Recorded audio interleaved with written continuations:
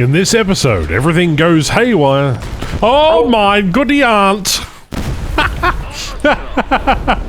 An elder describes instrumentation. So you got the Wheel of Destiny. The Wheel of Destiny? What the hell are you talking about? The Wheel of Destiny? Where is this Wheel of Destiny? I need to know. The Wheel... What the hell's the Wheel of Destiny, huh? Watch them left.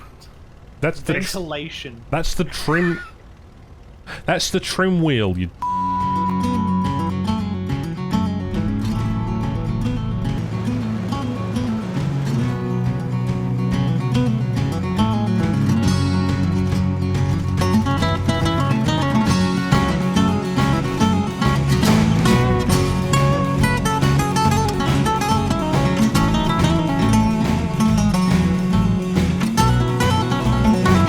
G'day, I'm Ash. Good to see you. I hope you've had a enjoyable break. I definitely had a month off from making content on this horrible game. However, this one was footage from the archives and I couldn't help but actually edit this one into an actual content. So, by the time you're seeing this, it will probably have been a few weeks, but hey, this is the MB157, and what a fantastic little French thing this is. Now, normally I don't like aircraft like this, as it does have a 10mm plate and only 10mm behind the pilot, plus a very, very strange box that sits in the centre of the fuselage for no other reason. But this thing is a rank 3 French fighter with a battle rating of 3.3. It was introduced in update 1.73, Vive la France, and that was all the way back in, well, if I remember correctly, that was back in 2017. On the X-ray, it's double wing spar with two 20mm cannons, followed by a singular fuel tank and a single oil reservoir with a radial-cooled engine. Now, update 1.73 was introduced in November of 2017. My goodness me. And yeah, the fuel tank is self-sealing, and there is the oil, and then it's got a radial 14-cylinder air-cooled engine, which is fantastic. Now, because it only has 60 rounds per cannon, which equals 120 in total, your belts are probably the best thing you can go in terms of modifications. Now, it's up to you what belts you like. I personally go with universal because, well, why the hell not? Some other people have been using traces and others have suggested just using stealth. It really depends on what you want to do, because 120 rounds of cannon isn't quite enough, so you need to hit enemies where it really hurts. And this is an effective fighter. Well, at least it was back in 2017. It still is a good aircraft, and we're going to have an interesting time in today's video. So strap yourselves in, and I hope you enjoy. Oh my goody aunt! I think he pushed the bomb buttons here, but Oh boy. Oh no, no. What's going on? Get off the airfield! Get out, get out, get out, get out! watch that guy. He's killing. Oh, excellent! He's killing Silence. Hey! Run! Run! Ow! Going after Ash. You fucker! I'm going back to airfield, because I have to land. I'm damaged. Sometimes it just goes wrong every single time. You can't predict this shit. See what I see? Hold on, guys. There's a The bell. They got the Bell of Destiny to the right. The Bell of Destiny to the right. See where the red button is on the left, just next to the altimeter. Below that is a little push button that says something carburetor, I believe. I'm going to call it the retarded carburetor button. I found the parking brake, Ella. The parking brake is on the right-hand side, the big stick coming out of the floor. That's the parking brake. it's a 90s so pull-up French. handle. I want to know what that big lever is on that has the round bulbous handle on the right-hand side. That's the ringer for the Bell of Destiny. He pulls back, goes. Ow! Ah, you! Where the fuck were you? The Bell of Destiny didn't go off. Unfortunately, it's 600. The song's down.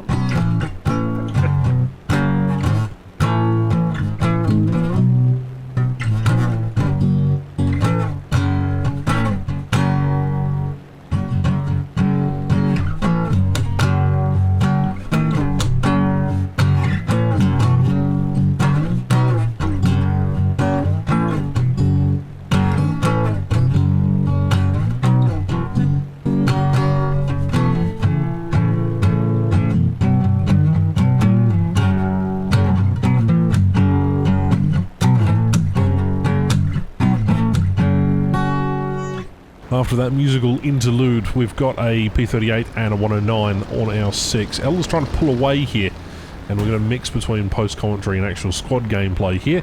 But for the most part, let's just talk about this particular aircraft. It is one of the fastest aircrafts out there. It can outrun a lot of different things, including F6Fs and 109s, even Spitfires. It's got decent energy retention. The twin cannon stuff is great, although they are wing mounted. I'd prefer if they were nose mounted, but hey, you can't have everything. It's got okay climb rate. It's really a bit of a suffer bus when stock, but for the most part this airframe does a good job of keeping an exceptional high roll rate for a machine that is really sort of antiquated. Elder gets the kill on the P-38. I'm still loitering around in space here trying to keep my altitude as much as possible. Silence is backing me up here to try and take out this 109. It's not going to plan, however.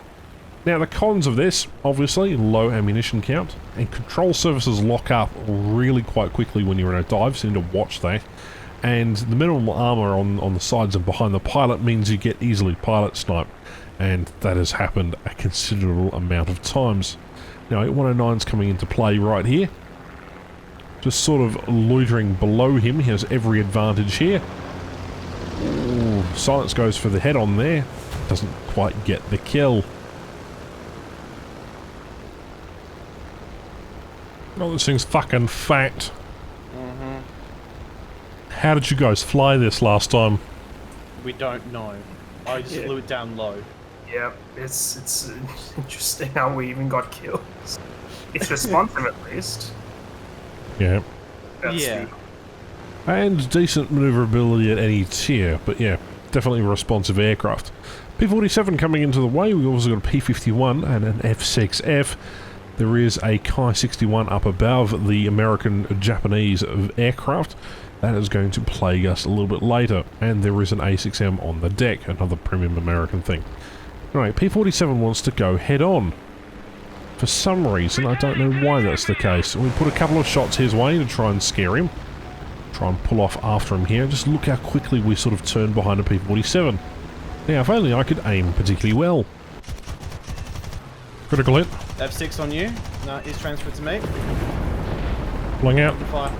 Yeah, it's engine fire. I'm out. Oh boy. You're fucked. So am I. Go! You fat lumbering fuck. No, Jeez. This thing's heavy. Yep. Jesus. And when you're fighting multiple types of aircraft, you can't really disengage due to mixed battles. I find that that is a particular issue with, well, compression and how Matchmaker works these days. It'll just throw you up against any old enemy, which means that you have to fight either rare event vehicles or premiums, and, you know, people that have different types of aircraft all coming at you at once, which means you can't play your strengths or weaknesses like you could a few years ago. Anyway, get a couple of hits on the F6F. And now we're out of ammo, so we're going to go return to base, and hopefully we can avoid this F6F in the near future. But he is holding out, you know? Sorry, I can't do much. It's fine. Kill him at least. Oh, he shot rockets at me.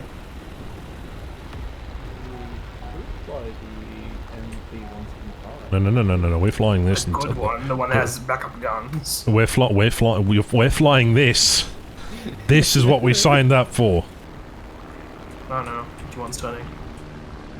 And after taking off, we now have a A36 to set on fire. Just keep it up, and victory will be ours. Easy peasy lemon squeezy, as they say. Good trigger discipline really helps this particular aircraft, but again, this thing is horrible stock. Now it does get combat flaps, takeoff flaps and landing, so you can use those to your advantage. However, combat flaps, well, they rip at 367 kilometers an hour. Takeoff flaps are 351 kilometers and landing at 270. Obviously the wings rip at 810 as well, so you've got to compare those metrics and at least let them play in your favour. And there's the F6F. You need to get out of there. Great. I can't climb up to you in time. Well, guess what? I have outshoot.